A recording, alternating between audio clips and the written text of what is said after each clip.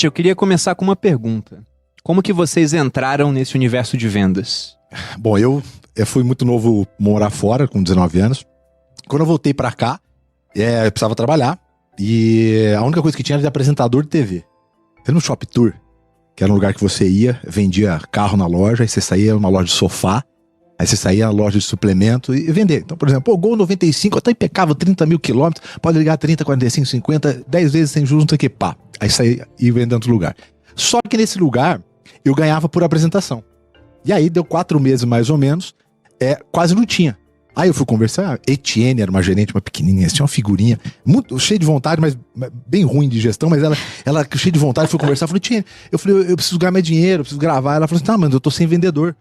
Não tem, se só ganha por apresentação, eu preciso de alguém pra vender. Você ganhava pra fazer a apresentação do apresentação, então eu ia no lugar, vendeu o Gol, depois vendi o sofá, depois vendi várias lojas. E aí, eu falei, não, então você me passa, que eu tenho um monte de amigo meu que é representante de venda, enfim, o pessoal manda bem desse negócio aí, né? Aí ela falou, funciona assim, aqui tá a tabela, você vende daqui 6 meses o pacote de 1 ano. Aí eu falei, tá, mas como funciona? Você vende aqui, né, aí você ganha o ano inteiro. Ela era tipo da produtora. Ela vendia essa apresentação. Era do SBT na época. Aí ela pegou e falou assim, eu falei, mas como que faz aqui? Mas se vender 2? Ela falou, não, você ganha os 2 vezes o tempo que... Eu falei, vezes 12, eu faço uma venda e vezes 12. Eu falei, se você vender mais, você vai acumulando. Eu falei, não, então deixa que eu vendo. Porque na época eu achava que não era venda. Era só, eu tinha muito contato no interior de São Paulo, e aí eu fui visitar as lojas de carro dos meus amigos e tal, e fomos vendendo. Então assim eu comecei a trabalhar com venda, mas... Falou, tem dinheiro aí nesse negócio. Que idade você tinha na época, Thiago? Eu tinha 21. 21 anos? Eu tinha acabado de voltar com 20, para 21 anos. Então eu vi que dava muito mais dinheiro que a outra parte, né? E aí eu comecei a entender, só que eu fiquei 6, 7 anos nessa pegada, 8 anos mais, na pegada na força de vontade, fazer amizade, contato, sair do emprego, aí no outro. Como é 90% de quem trabalha na parte de vendas, né? Aí depois que eu li um livro do César Frazão chamado Show em Vendas, um livrinho desse tamanho assim, pequenininho, bem feitinho assim. E aí ali eu comecei a entender que vendas tinha um modelo. Eu falei, não, peraí, mas não é só força de vontade e falar legal, né? Ele falou, tem passo, tem técnica, se você perguntar assim e oferecer desse jeito, fecha. E aí eu falei, E aí foi quando eu comecei a entender que vendas era uma ciência, né? Como qualquer uma outra, tinha passo, tinha processo, né? Tinha etapas, tinha estudo por trás. Tinha um método. Tinha um método que se aplicasse começava a funcionar. E aí dali eu comecei a entender um pouquinho e depois eu fui virar gestor, que era eu fui uma das poucas vezes que eu fiz essa transição. Falei, cara, deixa eu ver como que é. Eu larguei do emprego legal que eu tinha para ir numa empresa bem pequenininha para assumir uma equipe de venda. Falei, será que dá para multiplicar com outras? É bem diferente. É bem diferente. Ser gestor é outra parada de ser vendedor. É outra parada. E aí eu falei, cara, deixa eu ver se funciona, se eu consigo multiplicar nos outros. E aí, quando eu fui pra lá, a gente arrebentou. Eu falei, cara, isso aqui tem. Eu falei, deixa eu começar agora a contar para as outras pessoas. Completamente.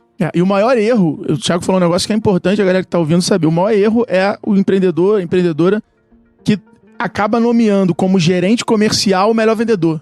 Isso é cagado em 90% dos casos. Porque você tira um cara muito competente numa área pra colocar ele em outra área onde talvez não tenha competência. Porque o papel do gestor é fazer os outros serem muito bons.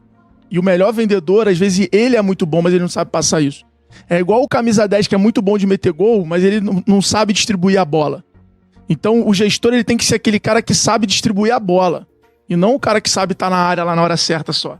E aí, quando você inverte as posições, aí, cara, normalmente você perde o teu melhor jogador, que metia os gols ali no escanteio, na bola na área, e tu fica sem o cara servindo o time. E aí a confusão tá feita. E aí é pouco, né, Alfredo? Você tem contato com também muita empresa grande. É raríssimo as empresas que têm um modelo de desenvolvimento de liderança.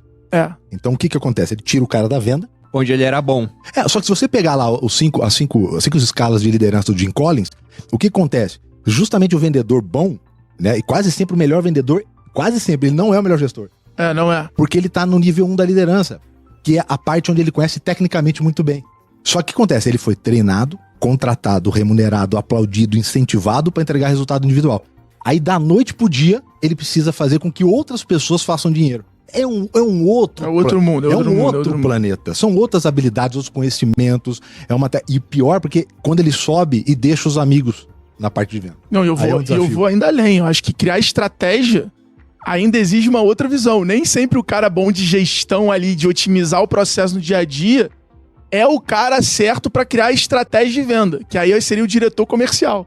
Então você vai meio que vendo que são skills completamente diferentes para você conseguir criar a tão famosa máquina de vendas, que é quando você começa a ter previsibilidade, criação de demanda, posicionamento. E aí é o que eu brinco, né? Que a Malu falou, que é fazer o cliente comprar é mais importante do que ficar tentando vender. Acho que esse é o desafio para mim de toda empresa 4.0. Criar uma estratégia que faça o cliente comprar e não ficar oferecendo o teu produto para todo mundo. Eu acho que antes das pessoas também irem embora, talvez, a venda não é pra mim, eu não faço venda. É legal dizer que todo mundo faz venda o tempo inteiro. Você tá se vendendo o tempo inteiro, independente se você tem um produto ou não. O produto é você, no mínimo, né? Então você tá vendendo as suas habilidades, se você fala bem, a pessoa tem que te comprar primeiro pra depois ela comprar o seu produto. Tem um ponto, várias coisas eram na minha cabeça aqui enquanto vocês estavam falando, né? Primeiro você tem que falar como você entrou na parte de vendas, né? Pra gente não atropelar o assunto.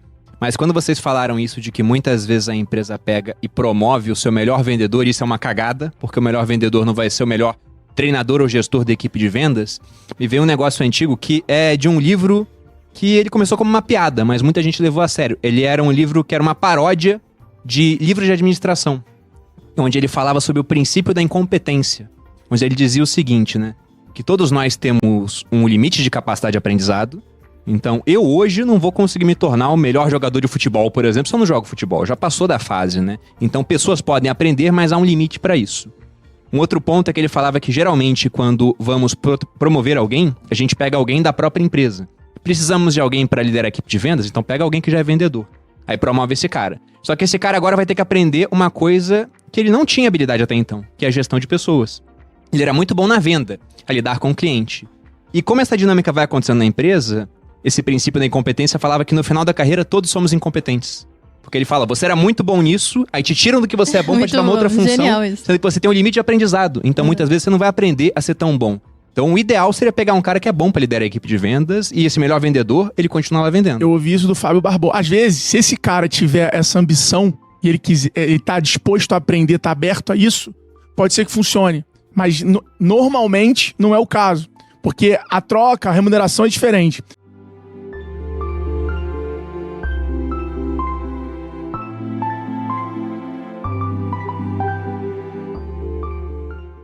O Fábio Barbosa, ex-presidente do Banco Real, que foi comprado pelo Banco Santander, uma entrevista dele, mudou a minha concepção de entender. Ele falou, o empreendedor, ele muitas vezes tem que saber o momento de colocar um gestor na empresa dele. Porque às vezes nem ele é o cara certo para gerir a empresa daquele momento em diante. Então isso prova pode ser até um pouco de imprevisibilidade disso de, cara, você tem que estar disposto a ceder a tua posição do momento para construir um futuro. Tem que estar disposto a dar uma parte de um bolo que vai continuar crescendo, digamos assim. É isso. Porque, de fato, as pessoas não têm competência para fazer tudo. Eu sou um cara muito bom em tirar o negócio do zero e levar ele até um certo nível. Mas se eu não tivesse aqui, por exemplo, o Thiago, o Joel, o restante da equipe do Primo me ajudando, a gente seria muito menor do que a gente é hoje. Eu sou assim, eu tenho uma dificuldade muito grande. Para você que chegou até o final, tem um presente para você. Quando criei esse canal, Evoluindo a Mente, o intuito dele era trazer conteúdos transformadores para você aprender mais sobre geração de renda e expansão da consciência. E como quero te ajudar ainda mais, vou disponibilizar para você agora uma aula gratuita, onde você vai ter acesso a uma estratégia Prime para você ganhar de 2 a 10 mil reais por mês, trabalhando de casa e o melhor, iniciando do absoluto zero. Então, acesse o primeiro link na descrição e veja a aula gratuitamente. Obrigado por assistir e um forte abraço.